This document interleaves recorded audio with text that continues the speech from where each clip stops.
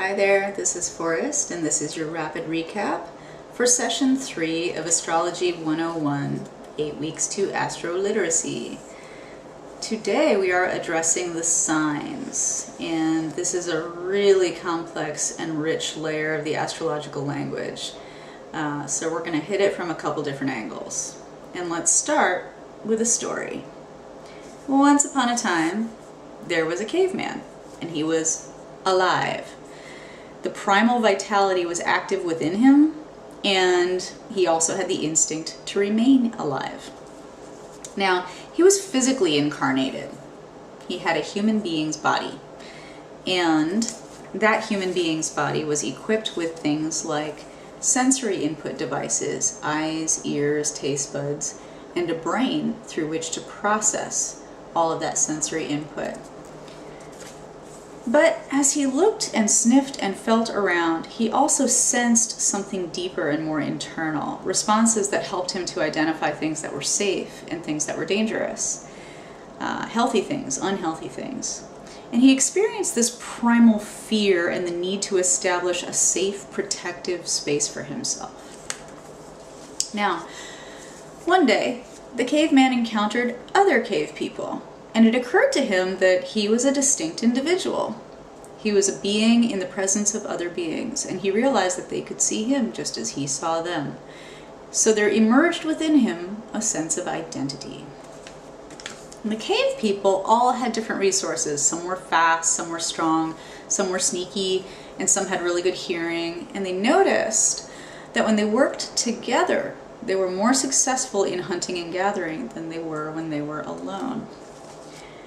To organize most effectively, the cave people needed to communicate and reach agreements.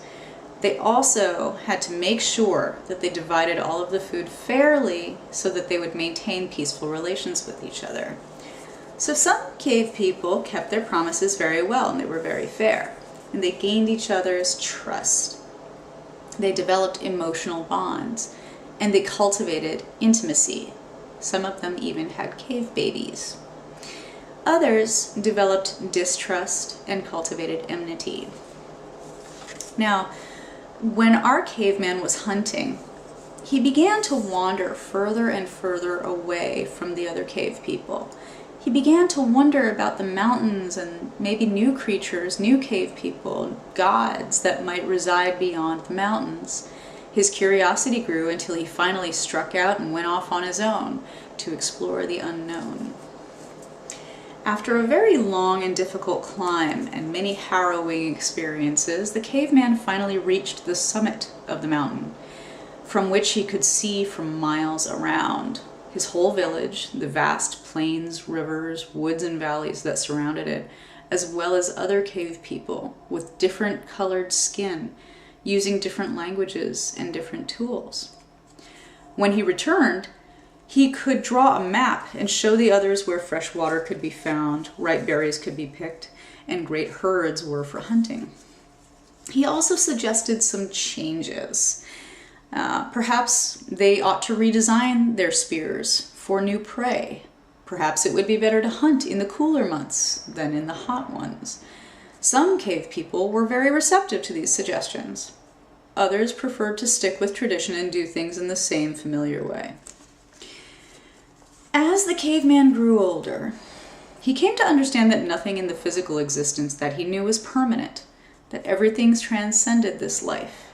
He saw older cave people dying, wondered what became of their spirits, and made peace with his own mortality.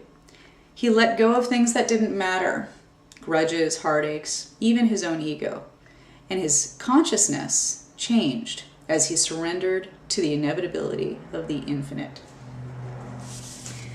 So that's just a very rapid way of taking a look at all of the signs and how they apply to all people. As you remember from our first session, signs are not, in fact, character descriptions exclusive to any one group of people. So now let's slow down and look a little more deeply into the signs. Since we already have a handle on the planets, they might be able to help us understand the subtleties and the nuances for this next layer of astrological language. So let's start by building a bridge. between the planets and the signs. And since they can facilitate a particularly close relationship with certain signs, we'll look at that. This is rulership. When the what of the planet, when its primary function is expressed most directly and with the least amount of distortion through the how and the why of a sign, that's called rulership. So it's like a natural facilitation of the clear expression of a given planet.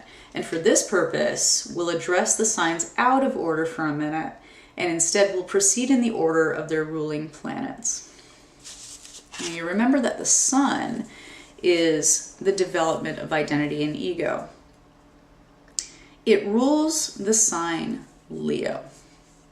Leo facilitates the sun by providing the motivation for authentic self-expression and the strategies of walking one's talk via creativity, leadership, declaring one's truth, or living in accordance with one's principles. So we're all Leoing whenever we engage in an activity or a process that we consider to be reflective of our true selves, consistent with what we stand for and what represents us in a truthful way to the people in our lives.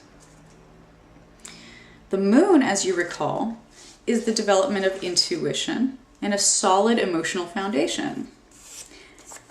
Cancer facilitates this by providing openness to feel, to care for, and to nurture oneself and others. Cancer strategies include making oneself sensitive enough and vulnerable enough to experience the world, but protective enough to survive in it.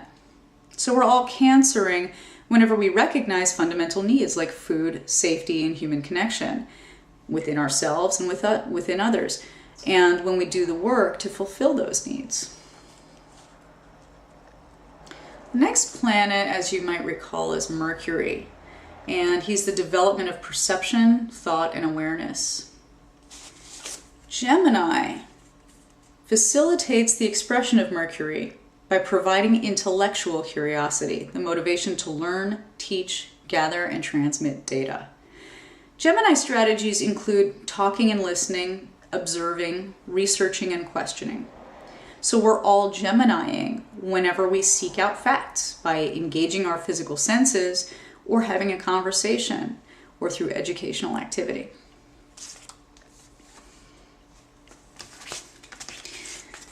There we go. Mercury has another sign that he rules, and that's Virgo. Virgo facilitates Mercury by providing motivation for practical application.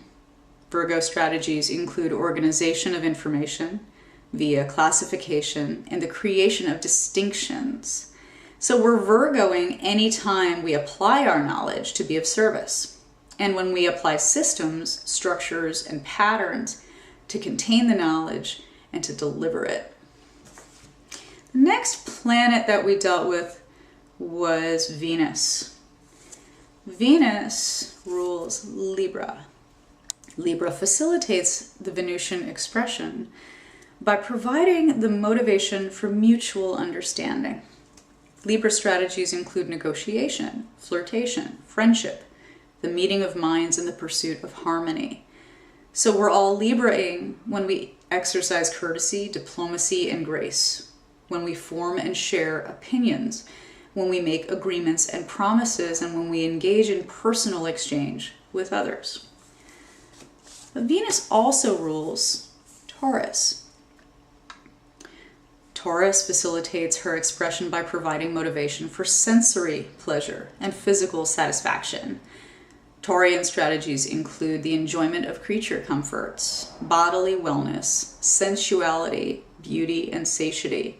So we're all Taurusing when we are moved to dance by music, or when we delight in the flavor of food or the scent of a rose.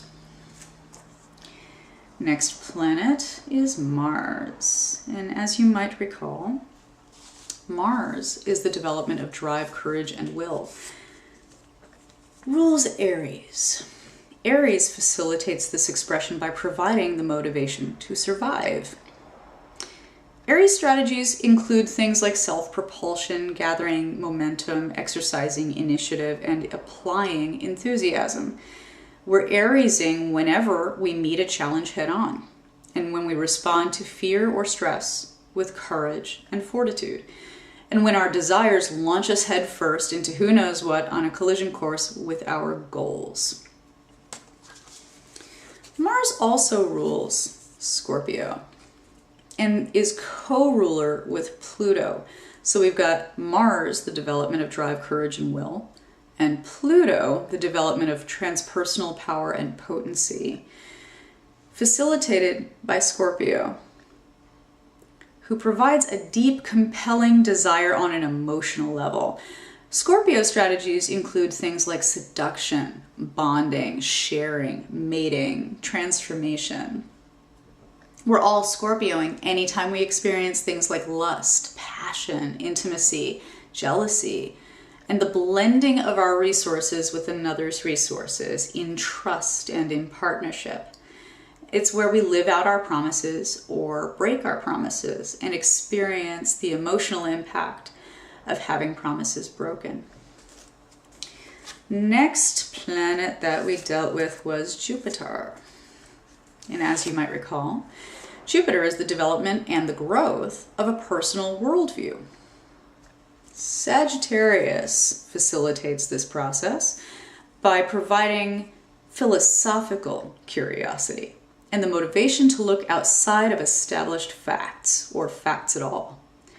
Sagittarian strategies include cultivating higher curiosity, questioning current beliefs, actively seeking out new perspectives. It's the quest for meaning. So we're Sagittariusing whenever we engage in a long-distance travel or academic research, philosophical or religious exploration, any experience outside of what's already familiar. Jupiter also rules Pisces and shares rulership with Neptune. So we've got the Jupiter development and the growth of a personal worldview, the Neptune development of transpersonal empathy and or spirituality. Pisces facilitates their expression by providing access to alternate states of consciousness. Piscean strategies include cultivation of a benevolent regard for humanity, an awareness of life's impermanence, an undifferentiated sense of oneness with the infinite universe. So we're all Piscesing whenever we engage in something like dreaming, meditation, hypnosis, trance, or any experience of connecting with the universe and or the divine. Next planet is Saturn. And you remember Saturn is the development of structure and maturity. Capricorn facilitates the expression of Saturn by providing motivation to act responsibly and with competence in the interest of collective well-being. Capricorn strategies include earthly mastery, applied experience, strategic planning, and the wielding of authority. So we're all Capricorning whenever we establish and enforce rules, when we employ and maintain any system of management, and when we accept a responsible role within that system of management. Saturn also rules Aquarius and shares rulership with Uranus. So we've got the Saturn development of structure and maturity, the Uranus development of innovation, autonomy, and freedom, facilitated by Aquarius, who provides motivation to advance and to improve upon established systems. Aquarian strategies include imagination, ingenuity, idealism, an inherent vigilance against stagnation, also objectivity. So we're all Aquariusing when we step outside the routine and analyze the accepted ways of being, the cultural norms, and we're interested in their progressive evolution. When we conceive of new and different strategies, invent new systems, rebel against the ones that we've outgrown, that's when we're Aquariusing. And that is our first look at all 12 signs. The next class, we'll get more deeply into each of those signs. We'll put them back in order and we'll start to weave them together into the language of astrology. Next class is Sunday at 2 p.m. to 4 p.m. That is September 22nd at the Green Man Store in North Hollywood. The phone number there is 818-985-2010. Hope to see you in class. Thanks for watching the video. Bye.